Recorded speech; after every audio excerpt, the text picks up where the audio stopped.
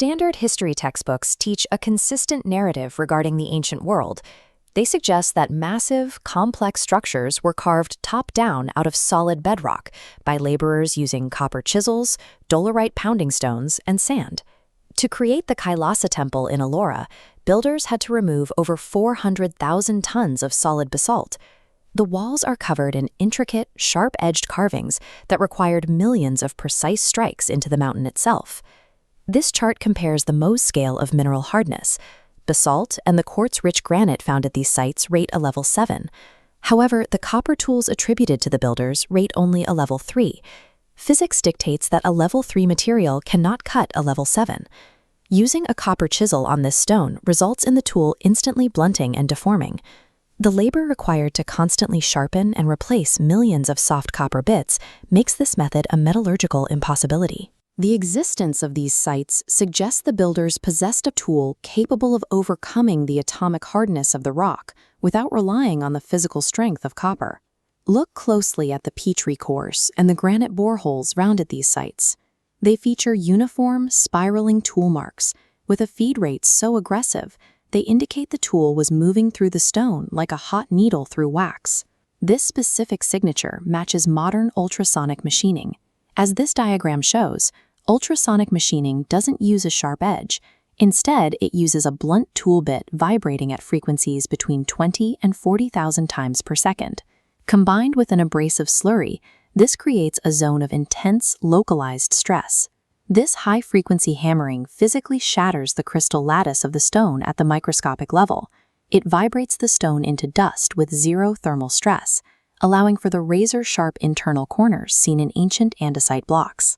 If we accept that ancient builders utilized vibrational physics to shape their world, it raises a question: where did they record their engineering specifications? Megalithic structures appear less like monuments and more like remnants of an era where resonance was a primary industrial tool. Historically, the ancient Sanskrit Vedas and the Mahabharata have been categorized as religious mythology or spiritual poetry. But when we remove the religious labels and read these texts literally, they begin to look like technical documentation. Ancient descriptions of Vimanas speak of craft shaped like spheres or cylinders, capable of moving in any direction without turning. They are described as glowing with the brilliance of 1,000 suns and accompanied by a deep, rumbling roar. In plasma physics, a high-frequency electromagnetic field ionizes the surrounding air molecules, creating a visible, glowing sheath of plasma. The rumbling roar matches the acoustic signature of the mass reduction drives now being researched in secret aerospace programs. The ancients used the language of awe to describe these effects, preserving the operational signatures of plasma drives within their cultural memory. This applies to their physical tools as well. This is the Vajra, traditionally described as the magic thunderbolt wielded by the god Indra. Material science reveals that these devices were often crafted from quartz or calcite. Both materials are highly piezoelectric, meaning they generate an electrical charge when subjected to mechanical stress. The Vajra's specific geometry, its symmetrical crossed prongs, is an engineered topology designed to sustain two opposing counter-rotating energy vortices. Funneling into a central point, this configuration stabilizes microscopic plasma clusters, known as EVOs, functioning as a solid-state interface to modulate local vacuum energy flows. The Vajra is a functional piece of hardware, a bridge between human biology and quantum energy. This perspective transforms our understanding of the grandest legends, such as the epic battles in the Ramayana. The story describes Rama fighting a mountain demon, using missiles of fire amid blazing light, deafening roars, and a trembling earth. These specific descriptions provide an encoded geological record of an apocalyptic volcanic eruption.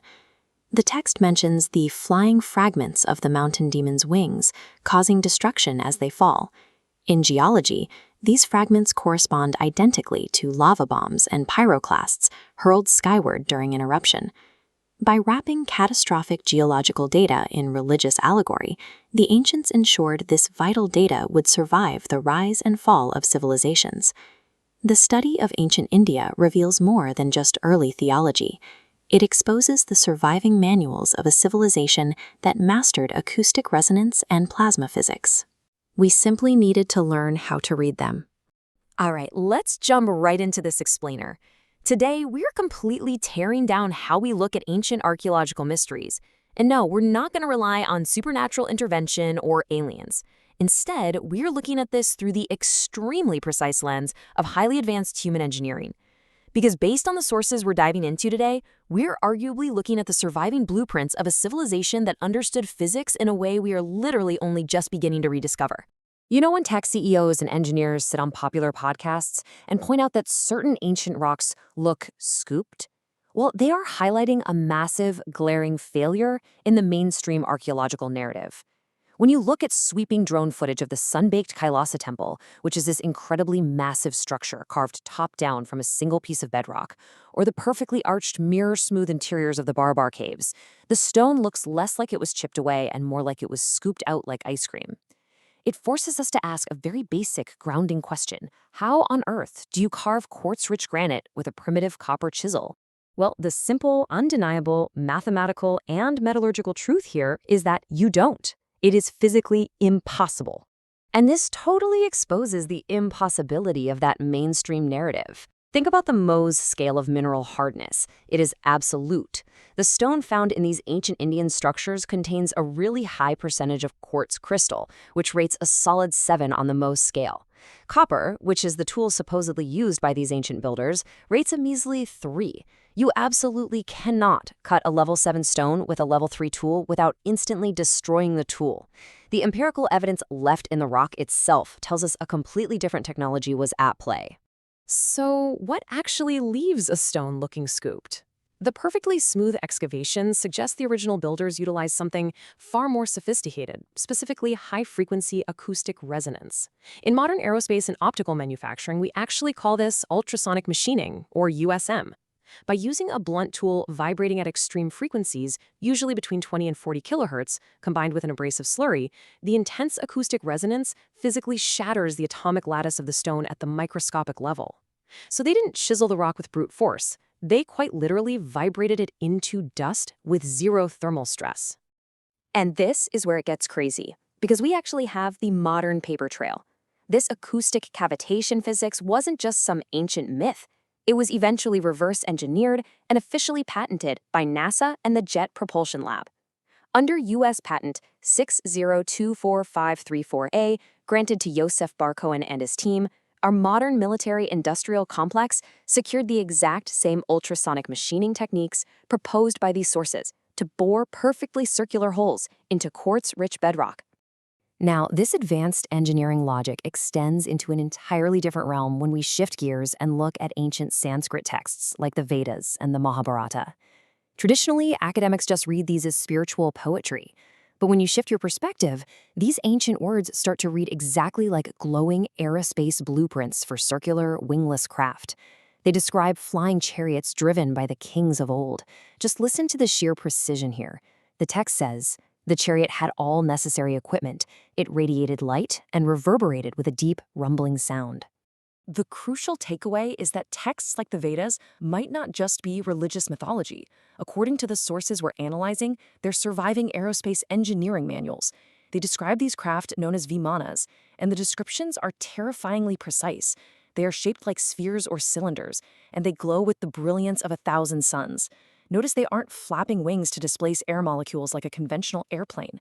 That glowing light and deep reverberating acoustic rumble, they're literally describing the intense electromagnetic plasma fields and the exact acoustic signatures of an advanced mass reduction drive. Which brings us to perhaps the most profound piece of ancient Indian hardware of all, the Vajra. In traditional mythology, it's just depicted as the magical thunderbolt weapon of the sky god Indra. But when you subject it to a modern material science and physics audit, it is something entirely different. Physically, the Vajra represents a portable hybrid controller and an implosive turbine. Check out how the underlying geometry of the Vajra perfectly mirrors opposing vortex dynamics. By utilizing counter-rotating plasma vortexes, our sources suggest this structure was designed to stabilize microscopic clusters of intense plasma, which are known in physics as exotic vacuum objects, or EVOs. It's wild to see how the vacuum bubbles detailed in modern supercomputer schematics align perfectly with the pinched center of this ancient design. Because it was fabricated from naturally electrifying piezoelectric materials like quartz or calcite, that specific crossed diamond shape wasn't just decorative art, it was a functional tool. According to the analysis, it was macro-engineered to interface directly with the quantum field.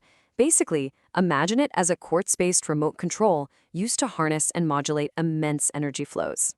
So we have the hardware, but we also have to ground this in the environment. We need to decode the spiritual lore into its true physical form, because much of what has been passed down as the wrath of the gods is actually a highly encoded survival record of massive planetary cataclysms.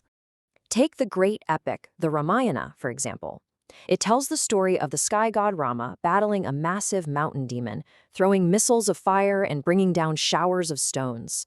But when you view this through the lens of catastrophic geology, it becomes a brilliant encoded metaphor for an apocalyptic volcanic eruption, raining lava bombs and highly charged volcanic debris down on a terrified ancient city. It isn't a fairy tale. It's a brutal geological reality recorded in the language of awe and myth by the people who survived it. When we strip away centuries of mythological interpretation, what are we actually left with? We have acoustic resonance machining that NASA literally had to patent. We have texts describing electromagnetic mass reduction drives, and ancient tools explicitly modeled on plasma vortex dynamics. Based on the staggering plasma physics and catastrophic geology encoded in these ruins and texts, we really have to ask ourselves, when we gaze back at ancient India, are we just looking at primitive mythology, or are we staring directly at the surviving blueprints of ultimate human mastery? Thanks for hanging out with me for this explainer. I absolutely recommend digging into the source material to explore these patterns and ancient texts for yourself.